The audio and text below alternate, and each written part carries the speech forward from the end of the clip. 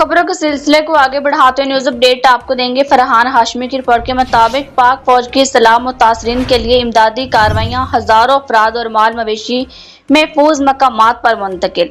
ओकाड़ा पाक फौज के सिविल इंतजामिया के हमरा सराब से मुतासरा इलाकों में इमदादी कार्रवाइयां दिन रात मुसलसल जारी।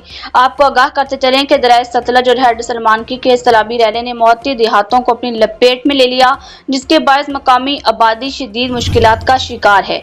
पाक फौज और सिविल इंतजामिया ने न सिर्फ बड़े पैमाने पर रेस्क्यू एंड रिलीफ ऑपरेशन शुरू कर रखा है, बल्कि मुतासरा देहात के अंदर कई आर्जी कैंप्स भी कायम किए गए। इन कैंप्स में मुतासरा खानदानों को रहाइश, पीने का पानी, खुश्क राशन और फौरी तिब्बी इमदाद फराहम की जा रही है। अब तक हजारों मर्द, खवातीन और बच्चे अपने माल मवेशियों समेत महफूज मकामात पर मुंतकिल किए जा चुके हैं, जबकि मजीद लोगों के नखला का सिलसिला भी जारी है। रिलीफ ऑपरेशन में जदीद कश्तियां, एम्बुलेंस और मेडिकल टीमें शामिल।